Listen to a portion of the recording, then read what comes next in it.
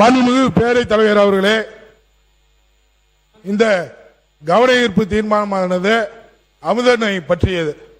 அமுதன் பார்த்தீங்கன்னா சகலாபுரம் சட்டமன்ற என் தொகுதி சார்ந்த மாணவன் தான். கள்ளக்குறிச்சி மாவட்டத்திலிருந்து அதிகப்படியாக மாணவர்கள் கோயம்புத்தூர் கல்லூரியில தான் படிச்சுட்டு வராங்க பல ஆண்டு காலமா. ஏன் இதை வலியுறுத்தனா, இந்த போதை பழக்கத்தால அமுதன் இறந்தார்ன்றது மாற்று கருத்தே இல்லை. போதை பழக்கம், அந்த அடிச்சு கொண்ட பசங்க எல்லாமே போதை பழக்கத்தில் தான் இருந்தாங்க. அந்த 20 பேருமே போதைப் பொருள் பயன்படுத்திய கல்லூரி மாணவர்கள். அவர்கள் ஒன்றும் கொலை குற்றவாளி கிடையாது. நான் ஏன் இதை சொல்றேன்னா 100 நாள்ல இந்த போதை பழக்கத்தை கத்துக்கிட்டாங்க. நாங்க உங்க ஆட்சியில சொல்ல வரல. நீங்க எதுக்கு எடுத்தாலும் அம்மாவின் ஆட்சின்றீங்க. இந்த கொலை குற்றம் நடந்திருக்கு. அந்த பாதிக்கப்பட்ட அமுதன் தரப்புக்கு தேவையான உதவி செஞ்சிட்டீங்க, அரசாங்க வேலை தரேன்ட்டீங்க, நியாயமானது. ஒன்னே ஒண்ணு மட்டும் சொல்லிக்கிறேன், இந்த போதை பழக்கம் எங்க இருந்து வருது? பல வெளிமாநில கேரளாவில இருந்து வருது. நாம இந்த கவன ஈர்ப்பு தீர்மானமே மாணவர்கள் பாதிக்கப்படக்கூடாது, கஞ்சா பழக்கத்துக்கு ஆட்படக்கூடாதுன்னு நினைக்கிறோம். அதற்கான தீர்வு தான் இந்த சட்டமன்றம் எடுத்து போகணுமே தவிர, போன ஆட்சியில பண்ணிட்டீங்க, இந்த ஆட்சியில கேட்கல. அடுத்து சிறப்பு கவன ஈர்ப்பு தீர்மானம் போதுங்க. நீங்க உங்க தொகுதின்னு சொன்னதுனால உங்களுக்குரிய இடம் தர வேண்டும் என்று அனுமதித்த போதும்.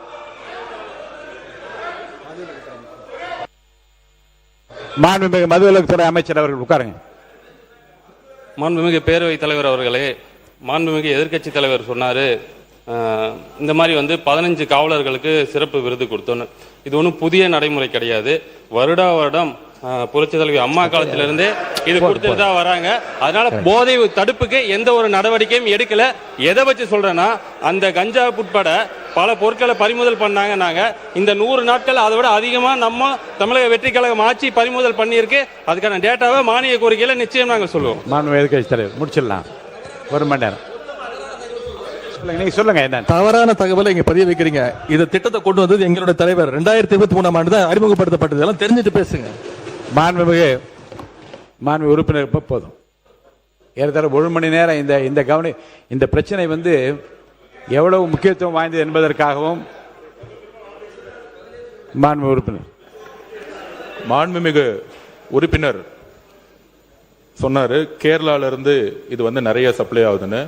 இதுக்கான நடவடிக்கை தான் கேரளால இருந்து ஹோம் மினிஸ்டர் இங்க திரு ரமேஷ் சென்னிதால் அவர்களும் சரி, எங்களுடைய முதலமைச்சரும் சரி, இதற்கான அனைத்து திட்டங்களும் நடந்துகிட்டு இருக்குங்கிறத நான் இந்த இடத்துல பதிவு பண்றேன். கேரளாவுடைய ஹோம் மினிஸ்டரும் தமிழ்நாடுடைய ஹோம் மினிஸ்டரும் சேர்ந்து கூடிய விரைவில் கடுமையான சட்ட நடவடிக்கைகள் மூலம் கேரளால இருந்து தமிழ்நாட்டுக்கு வரக்கூடிய அனைத்து டக்ஸ் உடைய வழிகளையும் மூடுவதற்கான அனைத்து பணிகளும் ஸ்டார்ட் ஆயிருச்சுங்கிறத நாங்க பதிவு பண்றோம்.